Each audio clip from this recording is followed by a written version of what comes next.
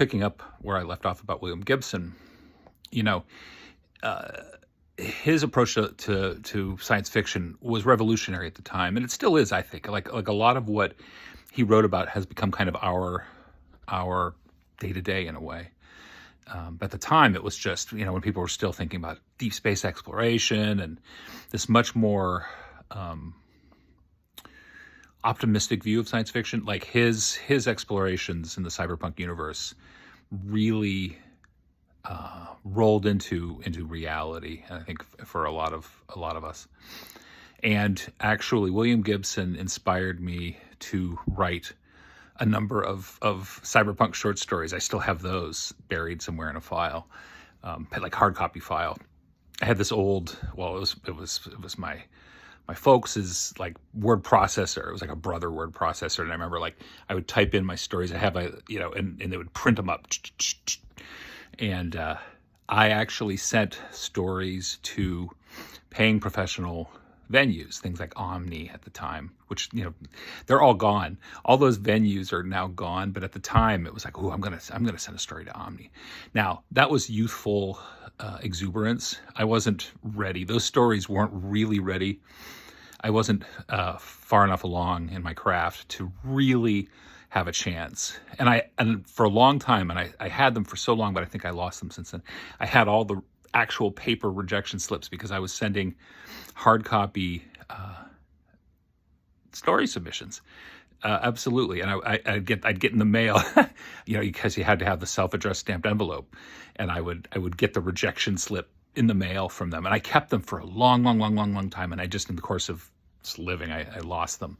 But they were sort of like tokens, like badges of my writerly efforts to get published.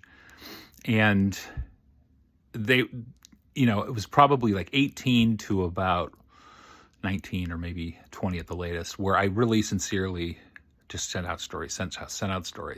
Rejection. It was just, So the lesson I took from that at that point was, okay, I have to develop my craft. I have, it's all fine to have that desire to write. But even though I read a lot of stories, I needed to work on the fundamentals of writing. So I read a lot about writing, what to do. And then I just spent really, honestly, my 20s just honing my craft as a writer. A lot of journaling, tons of journaling. I still have all these spiral bound journals, again, hard copy, handwritten.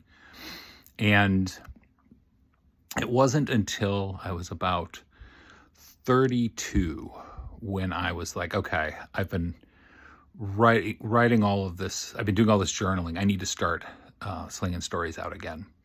And it was really interesting to me, like how much the landscape had changed from when I was 20 to when I was, in my 30s. Just how that the publishing landscape had definitely winnowed. I feel like there were fewer venues, fewer good paying venues, fewer venues. That was the beginning of that. Nowadays, it's almost like a desert. But back then, it was like there were still little islands and enclaves, and you could try to do things. And I got a few stories published. Albedo One, it's an Irish publication. For whatever reason, they liked my stories, and I was able to get a few short stories published there, including one that won second place in their Eon Award. It was 2008. My story was Aegis, and it won second place, which was I was like, yes, awesome. That's like a really, happy thing. But then, something, I tended to write longer stories. I didn't write super short stories. I wrote longer stories. And so part of me began to look about just longer fiction. So I would I would send out stories and I'd just pile up the rejections again, tons and tons of rejections.